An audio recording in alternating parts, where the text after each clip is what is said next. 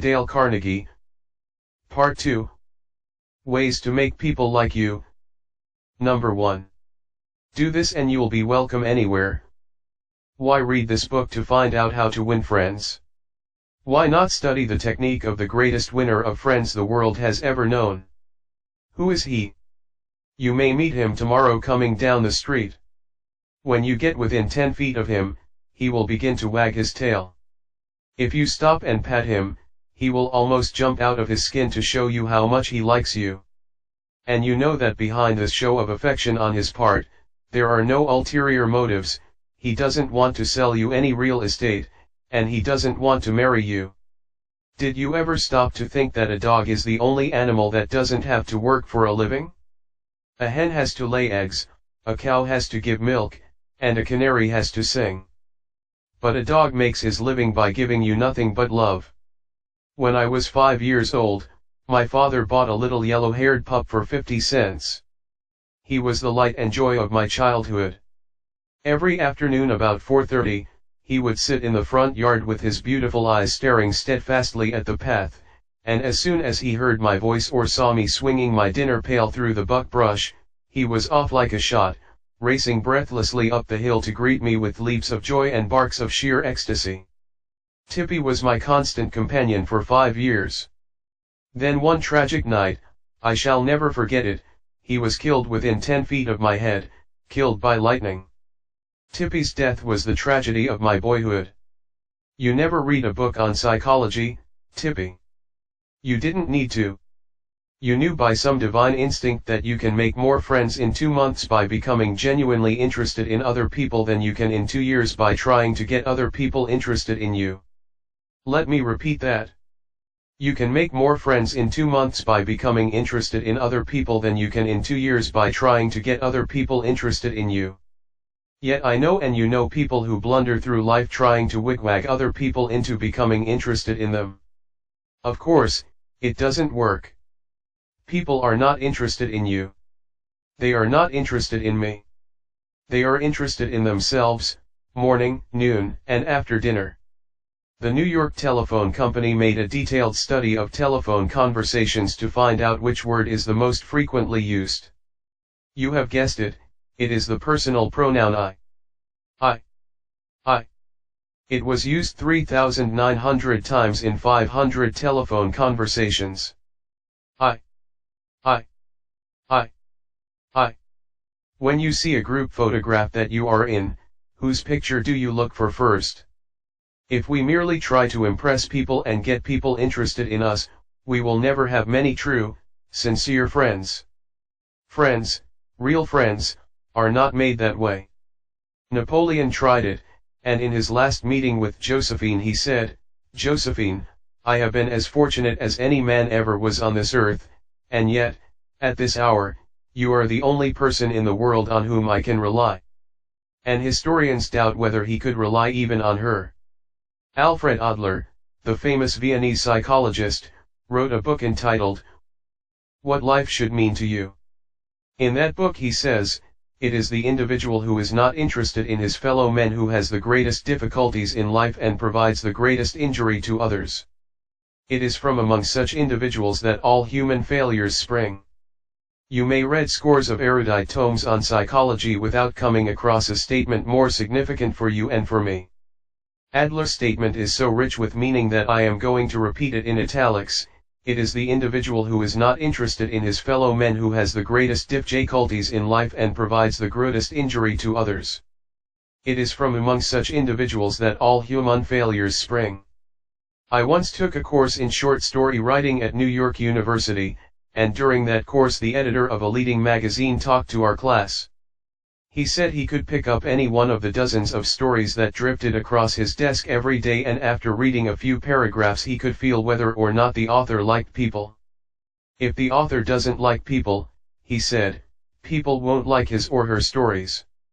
This hard-boiled editor stopped twice in the course of his talk on fiction writing and apologized for preaching a sermon. I am telling you, he said, the same things your preacher would tell you, but remember, you have to be interested in people if you want to be a successful writer of stories. If that is true of writing fiction, you can be sure it is true of dealing with people face to face. I spent an evening in the dressing room of Howard Thurston the last time he appeared on Broadway. Thurston was the acknowledged dean of magicians. For 40 years he had traveled all over the world, time and again, creating illusions, mystifying audiences, and making people gasp with astonishment. More than 60 million people had paid admission to his show, and he had made almost $2 million in profit. I asked Mr. Thurston to tell me the secret of his success. His schooling certainly had nothing to do with it, for he ran away from home as a small boy, became a hobo, rode in boxcars, slept in haystacks, begged his food from door to door, and learned to read by looking out of boxcars at signs along the railway. Did he have a superior knowledge of magic? No, he told me hundreds of books had been written about legerdemain and scores of people knew as much about it as he did. But he had two things that the others didn't have. First, he had the ability to put his personality across the footlights. He was a master showman. He knew human nature. Everything he did, every gesture, every intonation of his voice, every lifting of an eyebrow had been carefully rehearsed in advance, and his actions were timed to split seconds. But, in addition to that, Thurston had a genuine interest in people. He told me that many magicians would look at the audience and say to themselves, "Well, there is a bunch of suckers out there, a bunch of hicks, I'll fool them all right." But Thurston's method was totally different. He told me that every time he went on stage he said to himself, "I am grateful because these people come to see me, they make it possible for me to make my living in a very agreeable way. I'm going to give them the very best I possibly can." He declared he never stepped in front of the footlights without first saying to himself over and over, "I love my audience. I love my audience." Ridiculous. Absurd. You are privileged to think anything you like. I am merely passing it on to you without comment as a recipe used by one of the most famous magicians of all time. George Dyke of North Warren, Pennsylvania, was forced to retire from his service station business after 30 years when a new highway was constructed over the site of his station. It wasn't long before the idle days of retirement began to bore him, so he started filling in his time trying to play music on his old fiddle. Soon he was traveling the area to listen to music and talk with many of the accomplished fiddlers. In his humble and friendly way he became generally interested in learning the background and interests of every musician he met. Although he was not a great fiddler himself, he made many friends in this pursuit. He attended competitions and soon became known to the country music fans in the eastern part of the United States as Uncle George, the fiddle scraper from Kinzua County. When we heard Uncle George, he was 72 and enjoying every minute of his life. By having a sustained interest in other people, he created a new life for himself at a time when most people consider their productive years over. That, too, was one of the secrets of Theodore Roosevelt's astonishing popularity. Even his servants loved him. His valet, James E. Amos, wrote a book about him entitled Theodore Roosevelt, Hero to His Valet. In that book Amos relates this illuminating incident: "My wife one time asked the president about a Bob White. She had never seen one and he described it to her fully. Some time later, the telephone at our cottage rang. Amos and his wife lived in a little cottage on the Roosevelt estate at Oyster Bay. My wife answered it and it was Mr. Roosevelt himself. He had called her, he said, to tell her that there was a Bob White outside her window and that if she would look out she might see it." Little things like that were so characteristic of him. Whenever he went by our cottage, even though we were out of sight, we would hear him call out, "Oh oh oh oh oh oh, Annie," or "Oh oh oh oh oh oh, James." It was just a friendly greeting as he went by. How could employees keep from liking a man like that? How could anyone keep from liking him? Roosevelt called at the White House one day when the President and Mrs. Taft were away.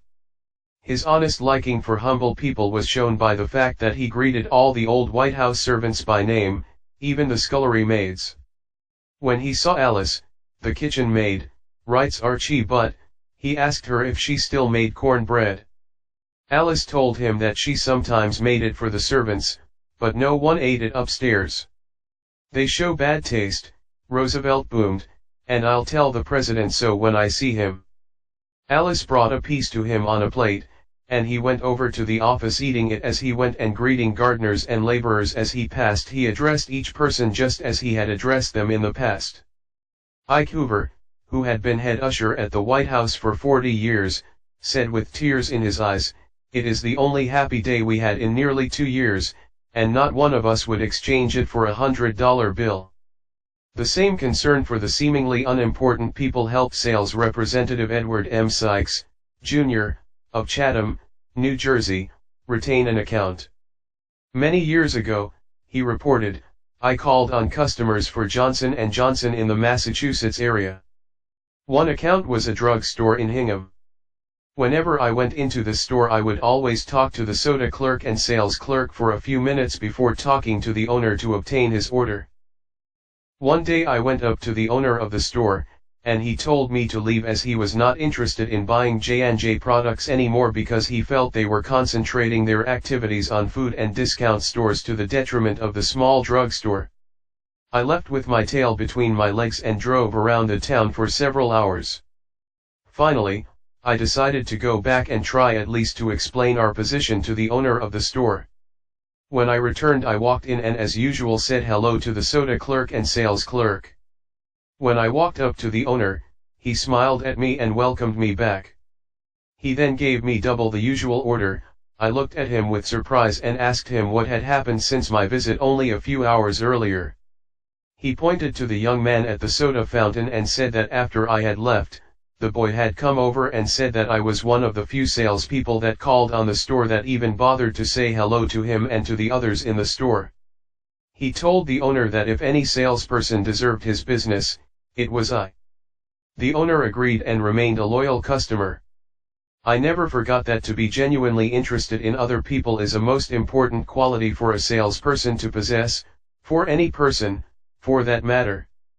I have discovered from personal experience that one can win the attention and time and cooperation of even the most sought-after people by becoming genuinely interested in them. Let me illustrate.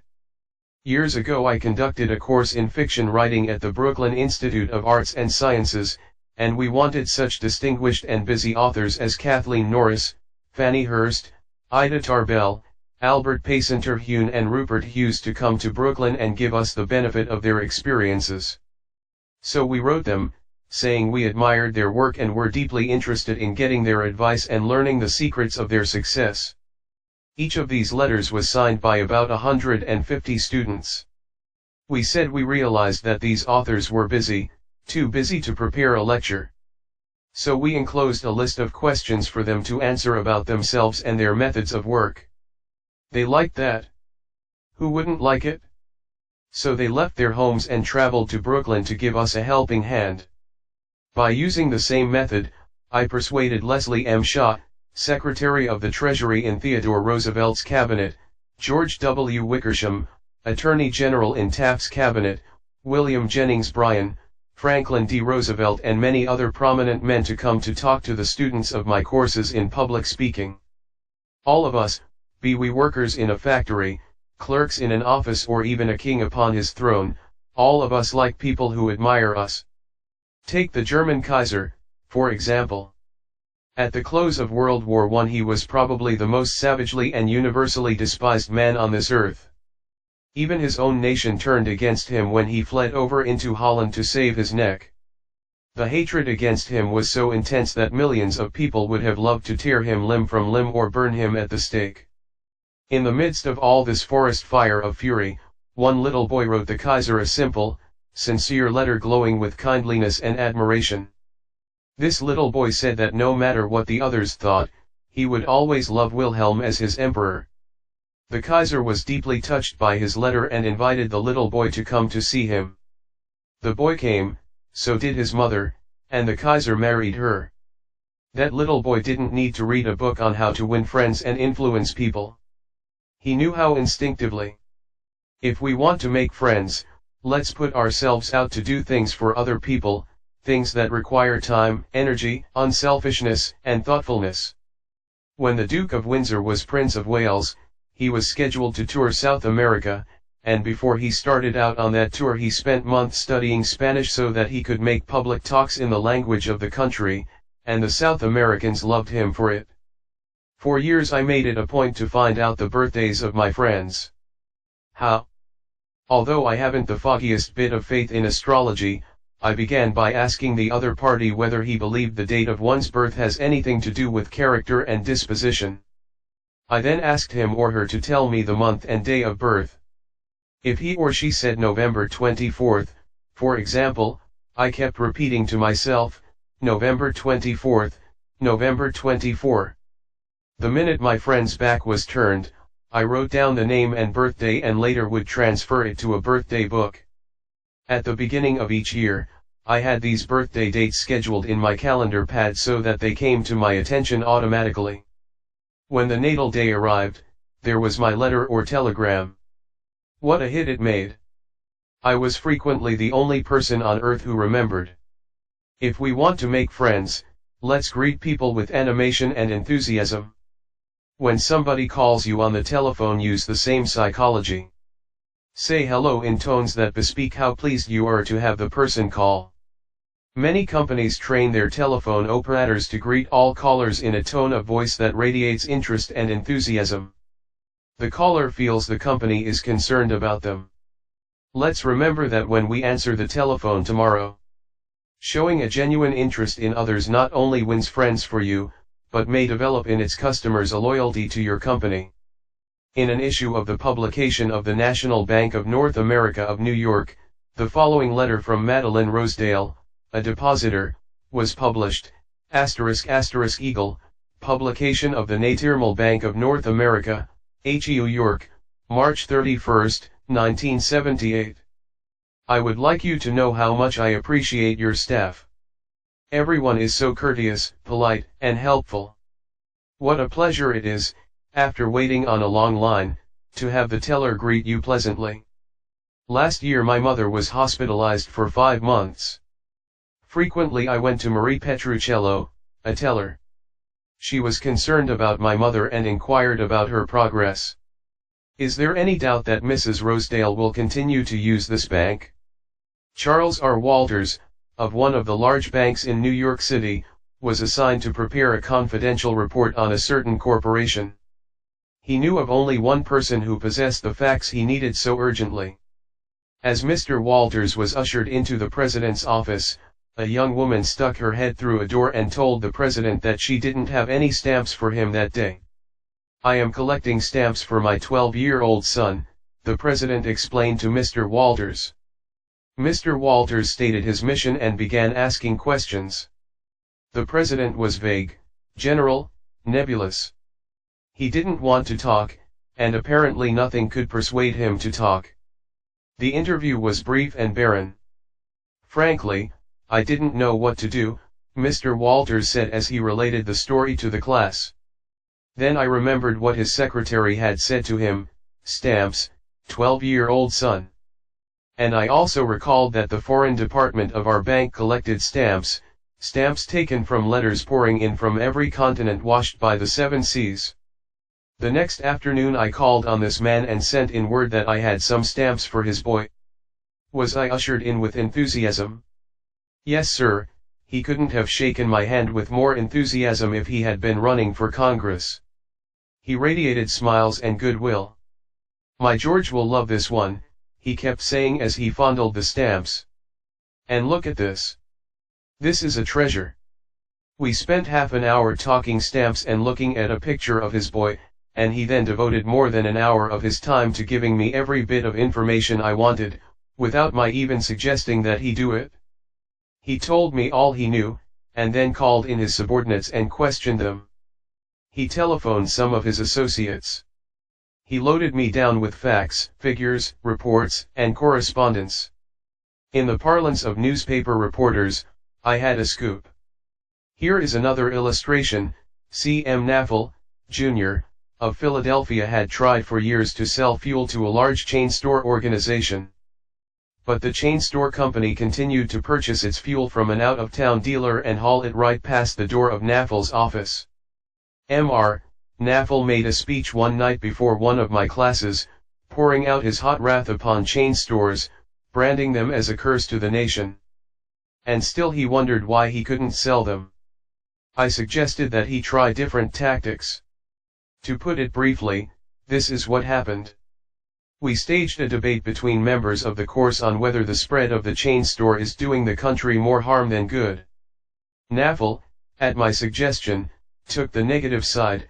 He agreed to defend the chain stores, and then went straight to an executive of the chain store organization that he despised and said, "I am not here to try to sell fuel. I have come to ask you to do me a favor." He then told about his debate and said, "I have come to you for help because I can't think of anyone else who would be more capable of giving me the facts I want. I'm anxious to win this debate, and I'll deeply appreciate whatever help you can give me." Here is the rest of the story in Mr. Nafel's own words. I had asked this man for precisely 1 minute of his time. It was with that understanding that he consented to see me. After I had stated my case, he motioned me to a chair and talked to me for exactly 1 hour and 47 minutes.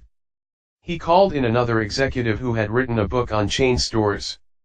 He wrote to the National Chain Store Association and secured for me a copy of a debate on the subject. He feels that the chain store is rendering a real service to humanity.